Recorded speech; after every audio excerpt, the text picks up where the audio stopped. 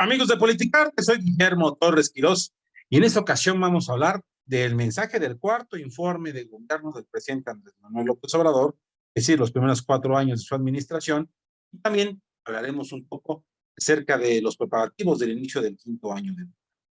El presidente de la República, Andrés Manuel López Obrador, emitió el mensaje, no fue su informe, el mensaje que se acostumbra a hacer, en esta ocasión en Palacio Nacional, en el primer piso, teniendo como espectador aquel mural de Diego Rivera en el que se representa la historia de México. Acompañado del gabinete legal y ampliado, del presidente de la Suprema Corte de Justicia de la Nación, Arturo Saldívar Herrero de la Rea, y del fiscal general de la República, Alejandro Gertz Manero, con la ausencia del presidente de la mesa directiva de la Cámara de Diputados, Santiago Krill Miranda, el presidente emitió su mensaje. No dijo nada, digamos, que fuera espectacular. Manejó cifras sobre el trato que se le ha dado al tema de la economía. Hizo referencia a el tema del COVID, cómo afectó al mundo y cómo México salió adelante. Obviamente le dedicó tiempo a las grandes obras de infraestructura, a hablar sobre el Tren Maya, a la construcción del Aeropuerto Internacional Felipe Ángeles. Durante el mensaje de López Obrador, obviamente, mencionó que en el país no solamente hay una recuperación económica, sino que las cifras de seguridad lo benefician. Por otro lado, también mencionó que la Guardia Nacional y que el Ejército Mexicano han ayudado a combatir ese tema de la violencia. Dijo que ha combatido realmente la pobreza y que se ha convertido, sin duda, en un presidente cercano a lo suyo, al pueblo de México. Bueno, estos mensajes de López Obrador obviamente tuvieron también dos ingredientes muy característicos. Criticó todo el tiempo al modelo neoliberal, a los gobiernos del pasado. Incluso señaló cifras sobre el fracaso de los gobiernos anteriores en materia de seguridad. Y otro, obviamente, sin lanzar ni siquiera una pequeña lazo, una pequeña cuerda para apoyar a la oposición o para pedir un diálogo con ellos. Simple y sencillamente dijo, hay algunos que no quieren que su gobierno salga adelante y él ha salido como un héroe defendiendo el país. No hubo nada nuevo, fue lo de siempre. Y hay algo que hay que tomar en cuenta de este mensaje del presidente. Ya se escucha la añoranza dentro de su propio mensaje, y es que el presidente dijo, todavía le faltaba mucho tiempo para terminar su presidente.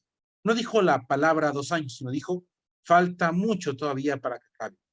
Es decir, el presidente sabe que le queda poco tiempo, pero con algo de nostalgia quería jugar como se hace en ese tipo de situaciones.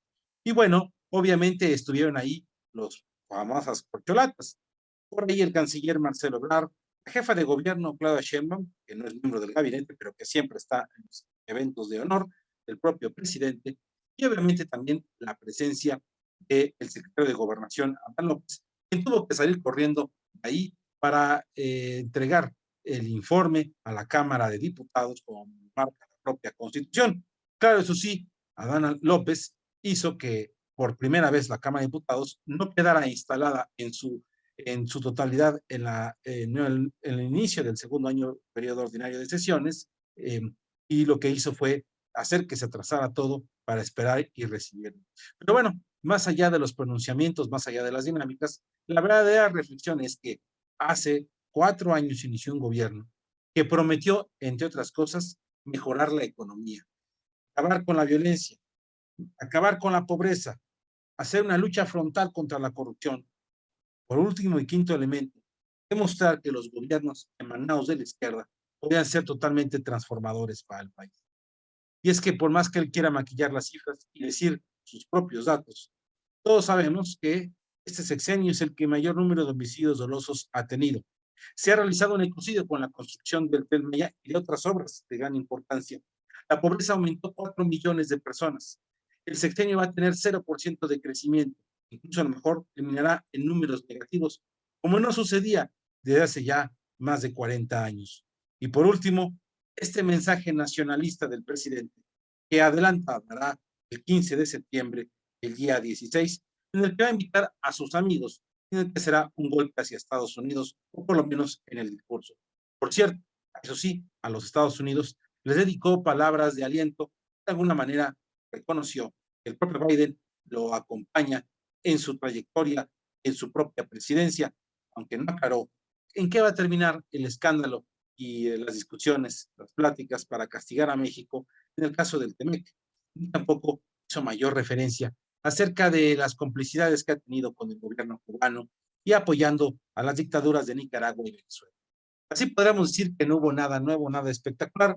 El presidente juega cómodamente, pero inicia el final de su sexenio. Los últimos 2 años, uno dedicado totalmente al juego de los suspirantes como adelantado y el otro a cerrar su administración. En el pasado se decía que el penúltimo año era el año de Hidalgo y que el último era el año de Carranza. El año de Hidalgo, córrele para que te alcance algo. El año de Carranza, apúrate porque si no, no alcanza.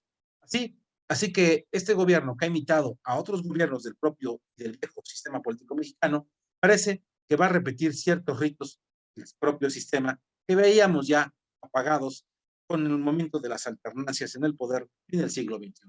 Pero a este presidente le gusta meter esos detalles y de ahí que hay que analizar muchas cosas. Y bueno, el gatillo político de esta ocasión obviamente tiene que ver con la jiribilla que tuvo el grupo parlamentario de Morena en elección de su propuesta a Alejandro Armenta para ser presidente de la mesa directiva.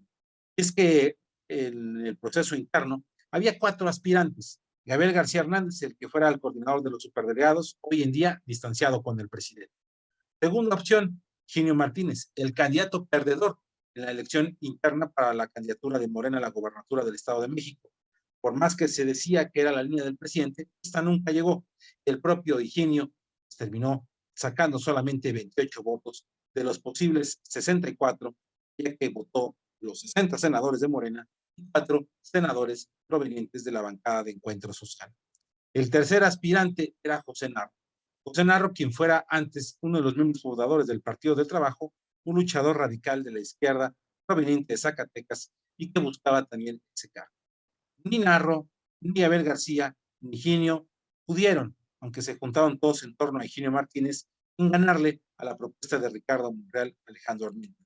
La gran pregunta, ¿por qué entonces, cuando se elige a Alejandro Armenta la propuesta como Morena para la presidencia de la mesa directiva, al llegar al pleno se tuvo que llegar a una tercera votación?